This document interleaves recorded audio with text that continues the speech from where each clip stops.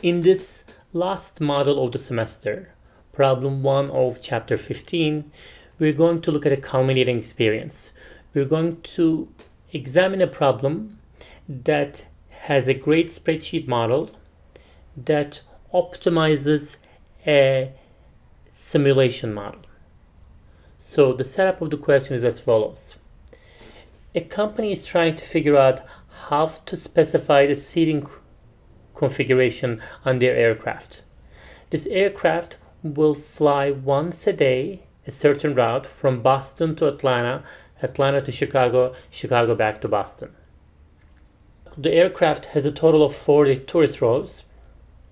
If the airline would like to add first class rows, it needs to remove 2 tourist rows for each first class row. And once that configuration is set up, it cannot be changed within the season. For each leg, you know what the demand is going to be. It's given to you by a triangular distribution. Within each leg, you also know what percentage of the demand is going to be first class. First class distribution is going to be 5%, 12%, or 15%.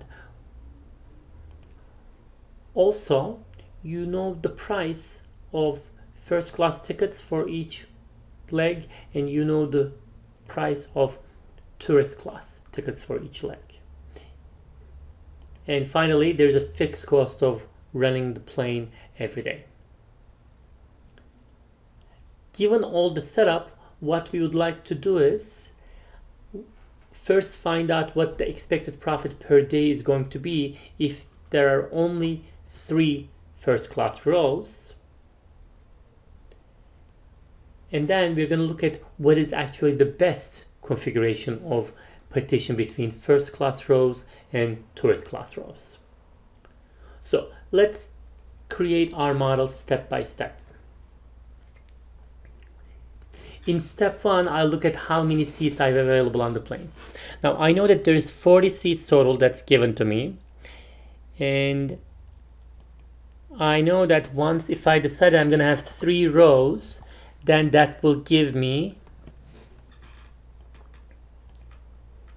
34 tourist rows. So what my formula here says is 40 is the total.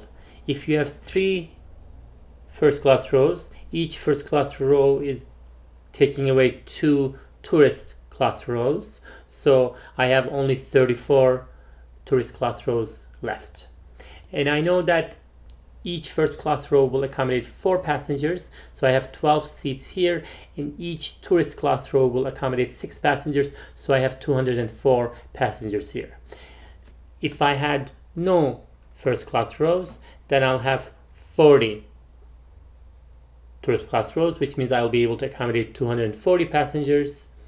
And if I had, let's say, 10 first class rows, then I will have only 20 tourist class rows left, which will accommodate a total of 160 seats. But our current configuration is 3. So that's the first thing I modeled. How many first class rows decision, and once I decide on that, how many tourist class rows there are going to be. In the next step, I am going to model the realized demand and the realized fraction. So I know that the demand is given to me for each leg by triangular distribution. So what I'm saying here is use the triangular distribution using the parameters C2, D2, and E2 for the Boston-Atlanta leg, and then take the integer portion of it because I'd like to have an integer number of passengers.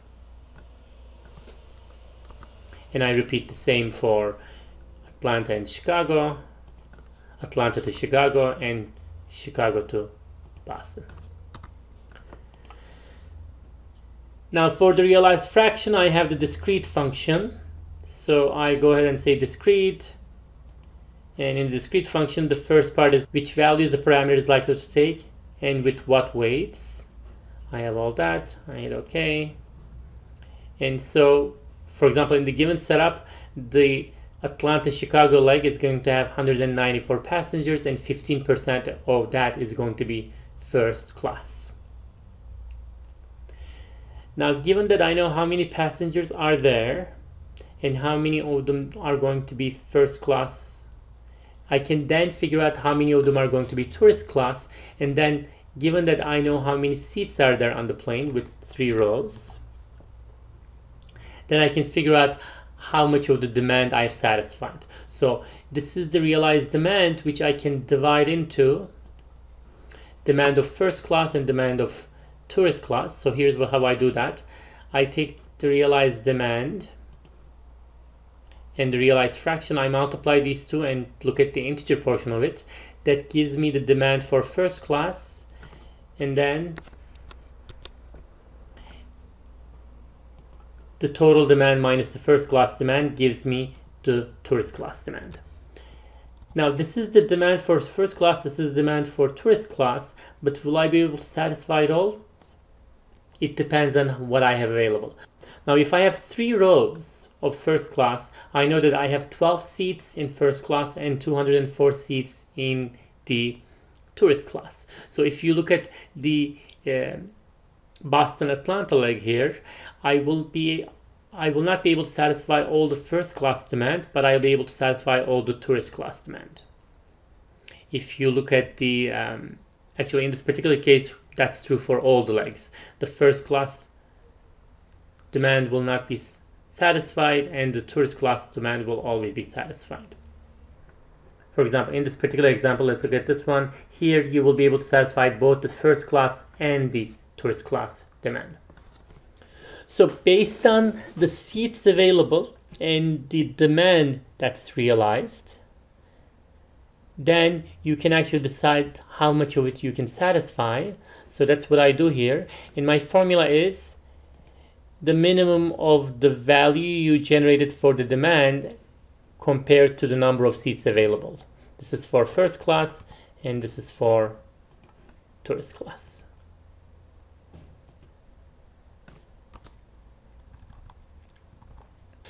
Now that I know how much demand I can satisfy, I know the revenues, I can actually model my profit.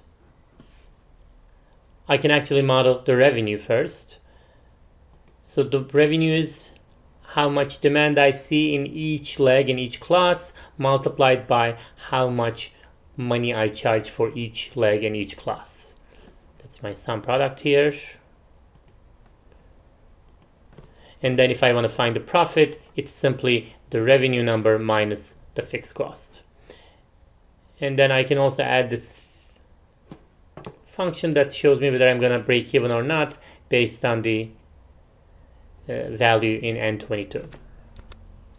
Now that I have set up my simulation model, I can go ahead and run the simulation to see what my profit will be if I have 3 rows of first class. So I go to Analytics Solver platform, go to simulate, go to run once. These are what values were generated for my parameters. I'm going to get out of that. And then I go to model. I go to certain functions. I double click on N22. As you can see, I get this result, which tells me my mean profit is going to be around $3,000. And let's look at how likely am I going to make money. There's a 71% chance that I'm going to break even or better, and there's a 29% chance that I will actually lose money. Now this is part of the problem. The next thing I need to do is figure out what is the best configuration here, how many first class seats I should have. So in Solver platform, you can actually optimize this problem. What it will do is it will try out different values for this first class and will choose the best value. So it will run a version of sensitivity analysis. In order to do this, you need to define this first class row cell as a decision. So in order to do that, I'm going to go and click on the model button to get my model window. I have my simulation set up. Now I'd like to set up an optimization here. The variable, the decision variable I have is first class row. So I'm gonna add that. I want to make sure that that's an integer, so I'm going to add that as well. And then I need to define my objective. In the objective is going to be my profit. But one thing I need to do here is I am not looking at the actual value of the profit to be optimized, but I'd like to look at the expected value of the profit. So I'm going to go here and in the model window, and I'm going to say, instead of normal type for my objective, I'm going to say expected. So what I'm telling Solver platform is I'd like to maximize the expected profit since I have uncertainty in this model. And then I go ahead and optimize this, and it doesn't take too long to find the solution. And when I go here, I see that 6 rows of first class is the best solution. If I want to look at what the profitability for this looks like, I can go ahead and click on my uncertain functions here, and I get to see that if I have 6 first class rows, my expected profit is going to be around $10,000. And let's look at the chance of break even. There's a 97% chance that I'm going to break even or better. As you can see, we now have a model that is well built using all the spreadsheet engineering principles, such as modularization, no hard coding of the numbers. I have a color scheme. The blue numbers shows my inputs, the yellow number shows my decision, the orange numbers are outputs that I'm interested in, and these green cells are the uncertain ones.